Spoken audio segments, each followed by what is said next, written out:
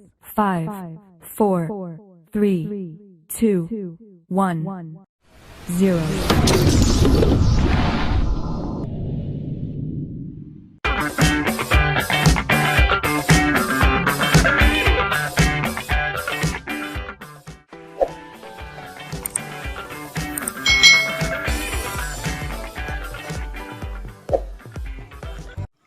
Hai, selamat datang di channel YouTube Kak Rina. Hari ini Kak Rina akan mengupload video pembelajaran untuk anak-anak yang duduk di kelas 6.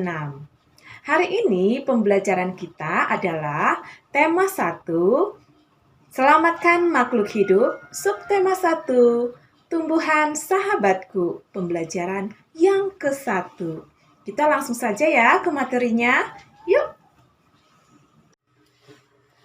Perhatikan berbagai tumbuhan di sekitarmu. Apa manfaat tumbuhan bagi kehidupan?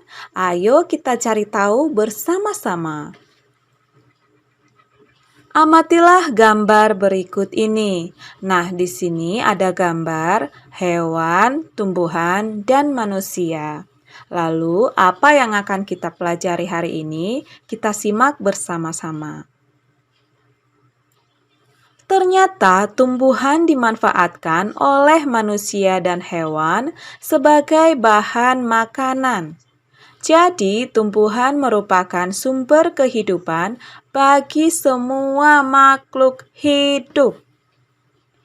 Hewan dan manusia memperoleh manfaat dari tumbuhan adik-adik. Manfaat tumbuhan bagi manusia antara lain untuk sumber energi, untuk sumber vitamin ya, agar tubuh kita menjadi sehat. Sumber oksigen untuk bernapas karena tumbuhan sendiri penghasil oksigen. Pengikat air tanah. Jadi, tumbuhan atau pohon itu mengikat air tanah yang bisa kita gunakan untuk kebutuhan kita sehari-hari. Peneduh dan memperindah kehidupan di bumi. Jadi kalau ada banyak tumbuhan, ada banyak pohon, otomatis udara di sekitar kita itu rasanya sangat sejuk. Manfaat tumbuhan bagi hewan yaitu sebagai sumber energi bagi hewan, sebagai sumber makanan untuk hewan. Tumbuhan merupakan sumber bagi kehidupan manusia dan hewan. Tumbuhan adalah produsen, penghasil cadangan makanan, dan sumber oksigen untuk bernapas dan melindungi bumi dari sengatan sinar matahari. Jadi, kalian sudah belajar tentang fotosintesis, di mana tumbuhan itu menghasilkan oksigen. Beberapa hal yang akan terjadi jika tidak ada tumbuhan adalah manusia dan hewan tidak memiliki sumber makanan dan bumi akan gersang sehingga kehidupan akan berakhir. Nah, saat ini bumi kita itu sudah mulai berkurang pohon dan tumbuhannya adik-adik. Maka digalakkan menanam 1.000.000 pohon. Nah, itu supaya bumi kita asri kembali. Ada penghasil oksigennya. Ada yang menjadi sumber makanan kita. Jadi jangan sampai tanaman di sekitar kita itu rusak atau kita tebang ya. Itu sangat berbahaya untuk kelangsungan hidup kita. Setelah mengetahui manfaat tumbuhan bagi kehidupan, Edo ingin belajar lebih jauh mengenai perkembangbiakan tumbuhan. Cermati kisah Edo berikut ini. Liburan sekolah telah tiba. Edo mengunjungi pamannya di desa. Dia seorang petani jagung. Edo datang ke rumah pamannya tidak untuk berlibur saja. Edo juga ingin belajar. Ibu guru memberikan tugas selama liburan. Ibu guru ingin anak-anak memberikan laporan tentang satu hal yang menarik dan bermanfaat yang dilihat selama liburan. Edo ingin mengetahui tentang tanaman jagung, terutama tentang perkembangbiakannya. Nah, berikut adalah laporan pengamatan Edo tentang tanaman jagung. Bagaimana jagung berkembang biak? Nah, kita lihat dari gambarnya, jagung itu berkembang biak dari bijinya, ya. Jagung merupakan salah satu tanaman yang dijadikan bahan makanan pokok di berbagai negara, salah satunya di Indonesia. Nah, penduduk Pulau Madura menjadikan jagung sebagai makanan pokoknya. Jagung merupakan salah satu tanaman penghasil karbohidrat yang sangat diperlukan oleh tubuh kita. Seorang petani jagung memulai pembiakan tanamannya dengan menanam biji jagung. Setelah 3 hari atau 4 hari, maka akan muncul bakal tanaman di permukaan tanah. Tanaman jagung akan terus tumbuh menjadi besar. 3 hingga 3,5 bulan, buah jagung dapat dipanen oleh petani. Nah, buah jagung yang berbentuk seperti tongkol pada mulanya itu berupa sekuntum bunga. Jadi awal muasalnya itu dari bunga lalu berkembang menjadi buah jagung. Bunga jagung memiliki helai-helai rambut halus pada bagian ujungnya. Pada helai rambut tersebut terdapat tepung sari. Tepung sari akan terbawa angin ketika angin bertiup. Tepung sari yang terbawa angin sebagian akan jatuh di kepala putik yang terletak di bagian bawah bunga pada pohon jagung yang lain. Ketika itulah terjadi pembuahan antara kepala putik dan tepung sari.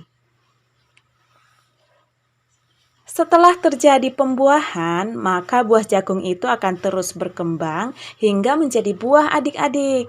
Nah, perkembangan itulah yang diamati dari waktu ke waktu.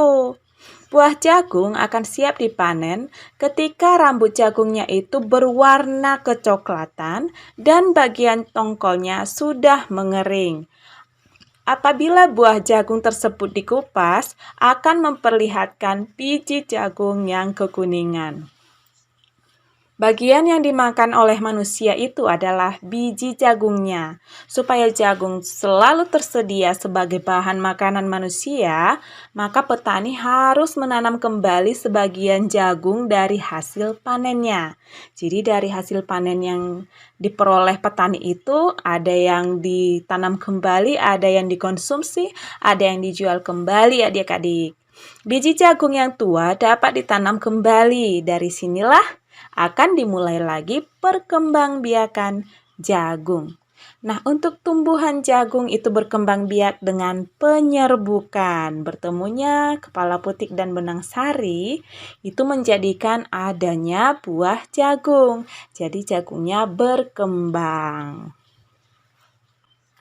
Tulislah ide pokok dan informasi penting dari teks berjudul Bagaimana Jagung Berkembang Biak tadi dengan mengisi diagram berikut. Nah, kita akan belajar ide pokok dari setiap paragraf tadi. Nah, paragraf 1 ide pokoknya, jagung adalah salah satu makanan pokok di Indonesia. Paragraf 2 itu bercerita tentang bagaimana perkembangbiakan jagung dengan biji. Lalu paragraf 3 itu menjelaskan tentang bunga jagung. Paragraf keempat itu menjelaskan tentang perkembangan bunga jagung sampai menjadi buah jagungnya. Dan paragraf yang terakhir itu adalah pemanfaatan jagung untuk manusia dan petani. Nah, ini ide pokok dari 5 paragraf tadi. Salah satu contoh tumbuhan yang berkembang biak dengan bunga adalah tumbuhan jagung. Tepung sari pada bunga jagung akan terbang ya, terbawa angin ketika angin bertiup. Tepung sari yang terbawa angin sebagian akan jatuh di kepala putik yang terletak di bagian bawah bunga pada pohon jagung yang lain. Ketika itulah terjadi pembuahan. Perkembang ini dinamakan perkembangbiakan generatif. Tahukah kamu proses perkembangbiakan generatif? Nah, ini adalah bagian-bagian dari bunga. Ada mahkota, ada benang sari, ada kelopak, dasar bunga, tangkai bunga, bakal biji, dan lain sebagainya. Nah, kita akan mencari tahu bagaimana proses perkembangbiakan generatif. Perkembangbiakan generatif atau secara kawin terjadi melalui proses penyerbukan dan pembuahan. Perkembangbiakan generatif pada tumbuhan diawali dengan penyerbukan, yaitu melekatnya atau jatuhnya serbuk sari ke kepala putik. Setelah terjadi penyerbukan, pada serbuk sari tumbuh bulu serbuk sari yang menuju ke ruang bakal biji. Nah, di sini adalah ruang bakal biji. Kemudian serbuk sari akan masuk ke ruang bakal biji melalui bulu serbuk sari. Di dalam ruang bakal biji terjadi pembuahan, yaitu peleburan serbuk sari atau sel kelamin jantan atau spermatozoid dengan kepala putik atau sel kelamin betina atau sel telur. Hasil dari pembuahan adalah zigot. Jadi hasil dari pembuahan kepala putik dan benang sari itu adalah zigot. Nah, zigot ini berkembang menjadi lembaga. Lembaga berkembang menjadi bakal biji. Bakal biji berkembang menjadi biji dan bakal buah. Kemudian bakal buah berkembang menjadi daging buah. Maka itu terbentuklah buah adik-adik. Jadi prosesnya ternyata lama juga ya adik-adik ya. Ada melalui beberapa proses. Lembaga yang berada di dalam biji merupakan calon tumbuhan baru. Tumbuhan yang berkembang biak secara generatif antara lain padi, mangga, durian, dan jambu. Nah, ini adalah perkembangbiakan generatif. Bunga yang indah bukan hanya tumbuh di Indonesia. Indonesia itu memiliki bunga yang cantik, kondisi geografis yang hampir sama, bunga yang tumbuh tidak jauh berbeda jenisnya. Nah, bunga kembang sepatu tumbuh di Indonesia dan Malaysia. Bunga ini dapat digunakan sebagai pewarna. Di Malaysia, bunga kembang sepatu dinamakan bunga raya dan merupakan bunga nasional, adik-adik. Perhatikan bunga Kamboja pada gambar di samping. Bunga ini sering digunakan oleh masyarakat Bali untuk tari, lalu untuk kegiatan keagamaan. Dor campa atau bunga Kamboja dapat ditemukan di Indonesia dan Laos. Di negara tersebut, bunga ini digunakan untuk dekorasi upacara keagamaan dan penyambutan tamu. Malaysia, Laos, dan Indonesia hidup berdampingan. Maka, karena ada persamaan dalam kehidupan sosial dan budaya, lalu terbentuklah suatu organisasi yang bernama ASEAN. Nah, ASEAN itu persatuan negara-negara se-Asia Tenggara. Ada 10 negara yang tergabung dalam ASEAN ini, organisasi ini ya. Kita akan belajar. Nah, ini adalah logo dari ASEAN. ASEAN adalah sebuah organisasi internasional yang beranggotakan negara-negara di kawasan Asia Tenggara. Negara-negara ini bersatu karena adanya persamaan letak geografis dan kemiripan budaya. Pada tahun 1967, ASEAN berdiri atas dasar Deklarasi Bangkok. Saat itu tokoh-tokoh dari 5 negara yang terlibat dalam diskusi menjadi pencetus dan pendiri organisasi ini. Diingat ya adik-adik, ASEAN berdiri pada tahun 1967. Ya. Jadi 5 pencetus atau pendiri organisasi ini adalah ini nih. Dari Indonesia ada Adam Malik, dari Filipina ada Narcisco Ramos, ada Tun Abdul Razak dari Malaysia, ada S. Rajaratnam dari Singapura, dan Tanat Koman dari Thailand. Ini adalah pencetus berdirinya ASEAN. ASEAN harus dapat memberikan manfaat bagi semua anggotanya. Untuk itu, berbagai kerjasama dikembangkan untuk memajukan kesejahteraan semua anggota. Kerjasama di bidang ekonomi, sosial, budaya, serta politik dikembangkan demi kemajuan semua anggota. Manfaat yang dirasakan oleh anggota ASEAN membuat semakin banyak negara yang kemudian bergabung dengan organisasi ini. Berdasarkan urutan waktu bergabungnya, negara anggota ASEAN tersebut adalah 1. 5 negara pendiri, yaitu Indonesia, Malaysia, Thailand, Singapura, Filipina yang bergabung pada tanggal 8 Agustus tahun 1967. Berikutnya ada Brunei Darussalam yang bergabung pada tanggal 7 Januari 1984. Kemudian Vietnam bergabung pada tanggal 28 Juli 1995.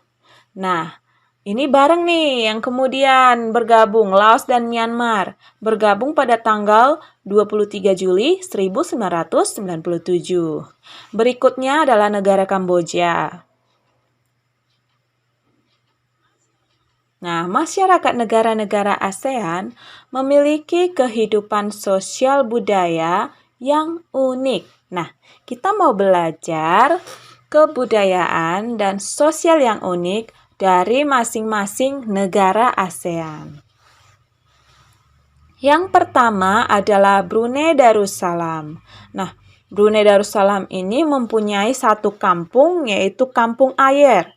Kampung Ayer ini adalah kampung terapung ya, salah satu desa terapung di Brunei Darussalam. Budaya Brunei Darussalam itu banyak dipengaruhi oleh ajaran Islam. Mayoritas penduduknya adalah orang Melayu.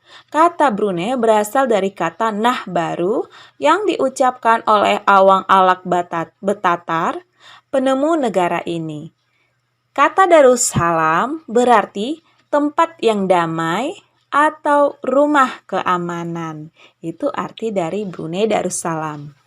Dalam percakapan, menunjuk dengan jari telunjuk itu dianggap kasar kalau di Brunei Darussalam adik-adik. Jadi kalau misalnya kalian sudah sukses, kalian bisa jalan-jalan ke luar negeri, berwisata ke Brunei Darussalam, jangan sampai kalian menunjuk dengan jari telunjuk karena itu dianggap kasar. Secara tradisional, orang Brunei tidak berjabat tangan dengan lawan jenisnya. Dan ketika memasuki rumah orang lain, kebiasaan mereka adalah melepaskan sepatu. Itu adalah keunikan dari Brunei Darussalam. Negara yang berikut adalah Malaysia. Nah, patung Dewa Murungga di Malaysia merupakan patung berukuran 42,7 meter. Patung yang sangat tinggi ya di Malaysia. Patung ini terletak di Batu Caves, gua yang merupakan salah satu kuil Hindu di luar India yang paling populer. Jadi ini adalah patung Dewa Murungga. Malaysia memiliki kota yang bernama Georgetown, yaitu kota yang terdaftar dalam UNESCO World Heritage. Kota ini terletak di Pulau Penang. Banyak gedung peninggalan masa Eropa dan bangunan bernuansa Melayu Tionghoa. 3 kaum utama di Malaysia adalah Melayu, Cina, dan India. Musik tradisionalnya itu banyak dipengaruhi oleh budaya Cina, Islam, India, dan Indonesia. Makanan khasnya adalah nasi lemak. Negara ASEAN berikutnya adalah Filipina. Nah, ini adalah gambar bendera Filipina. Budaya Filipina merupakan perpaduan antara budaya barat dan timur.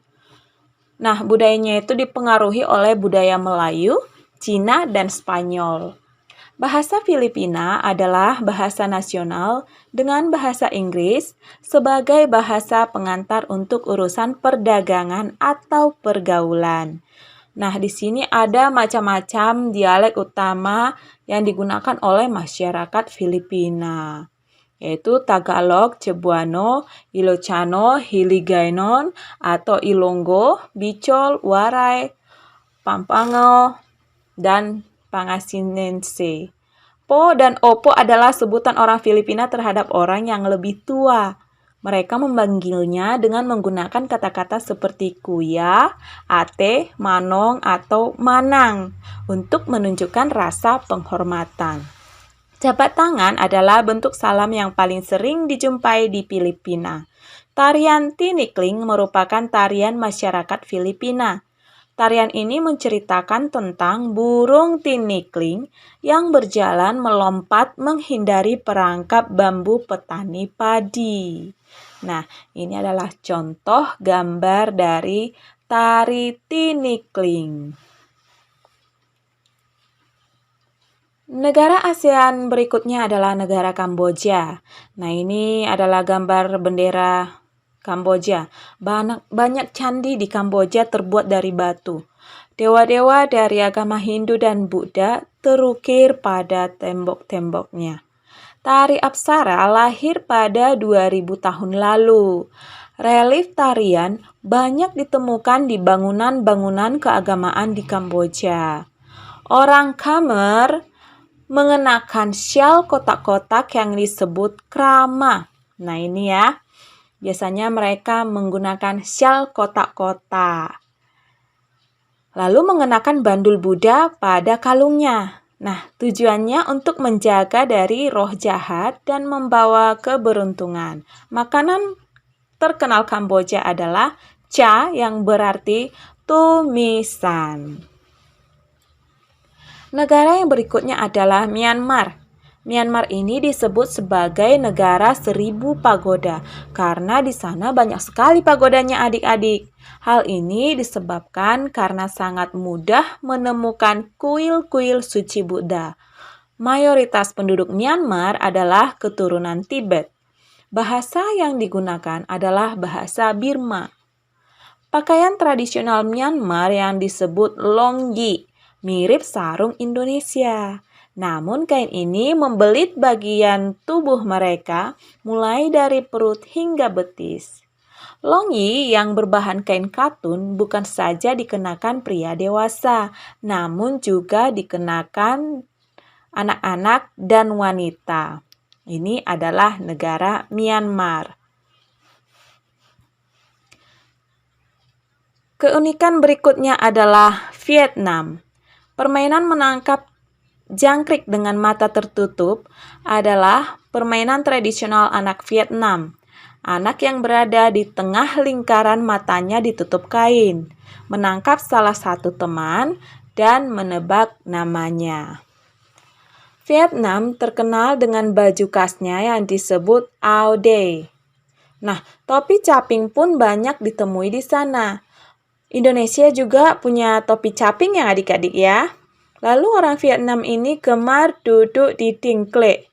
Nah, dingklek ini adalah kursi yang sangat pendek. Mau mereka makan, mau mereka ngobrol, mereka duduk di dingklek ini adik-adik.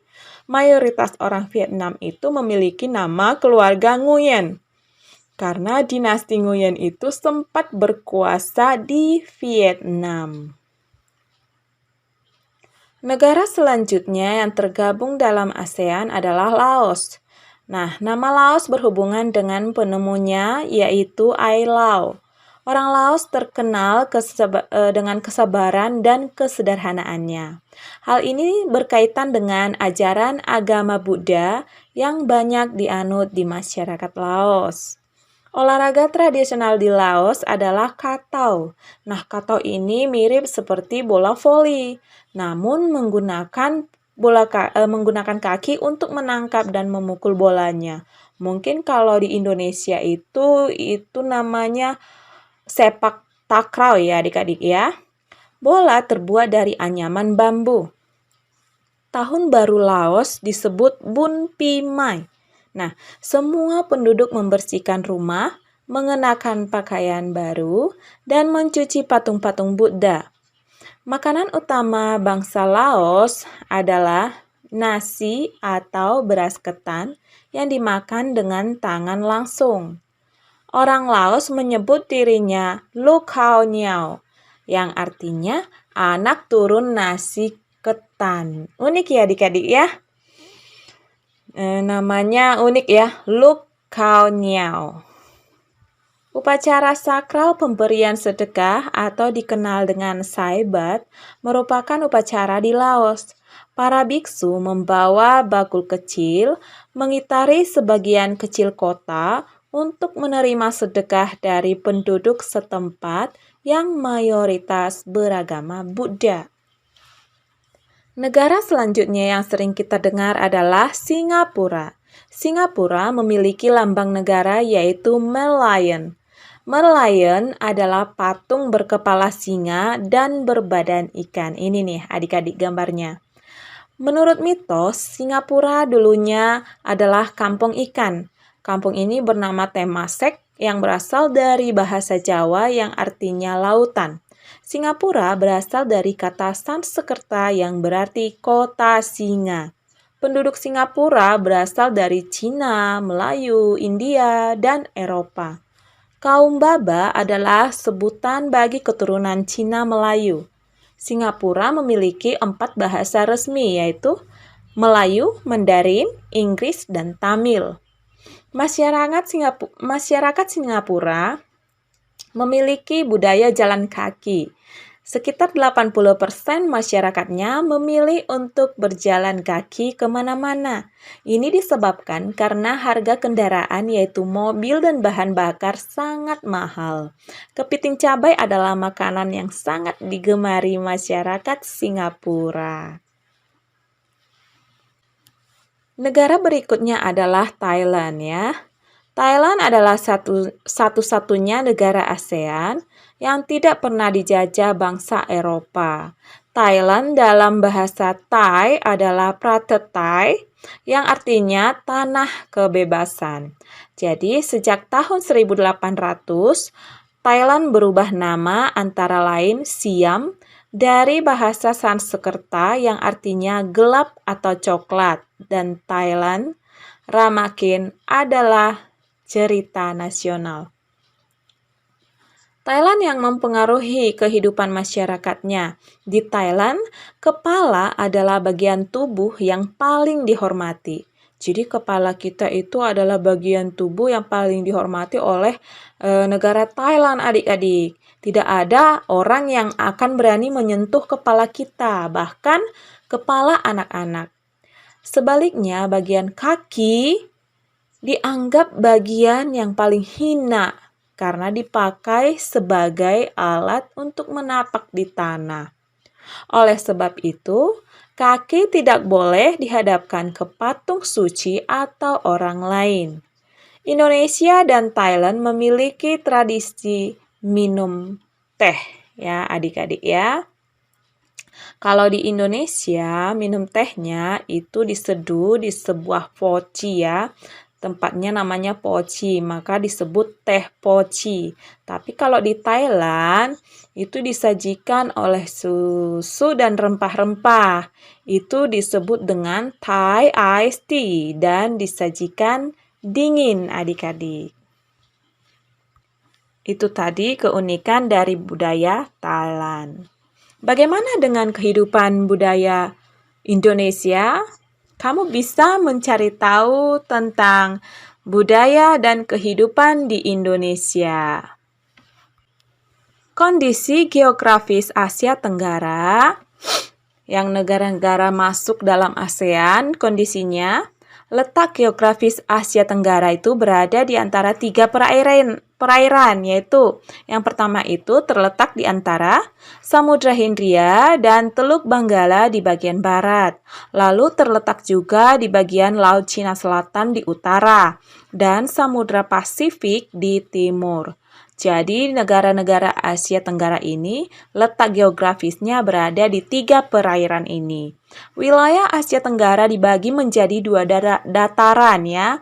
Yang pertama, daratan berbentuk semenanjung. Wilayah berbentuk semenanjung adalah Myanmar, Thailand, Laos, Kamboja, Vietnam, dan wilayah Malaysia bagian barat. Yang kedua, daratan berbentuk gugusan kepulauan. Wilayah yang berbentuk gugusan kepulauan adalah Filipina, Indonesia, wilayah Malaysia bagian timur, Singapura, dan Brunei Darussalam. Itulah daratan yang berada di wilayah Asia Tenggara. Nah, demikian tadi pembahasan untuk tema 1, subtema 1, pembelajaran 1. Ya, mungkin ini materinya lebih sedikit banyak ya dari pelajaran yang lain. Kalian bisa juga mencari informasi dari buku-buku referensi yang lain. Terima kasih sudah menyaksikan video pembelajaran dari Karina. Sampai jumpa kembali di video pembelajaran selanjutnya. Tuhan memberkati.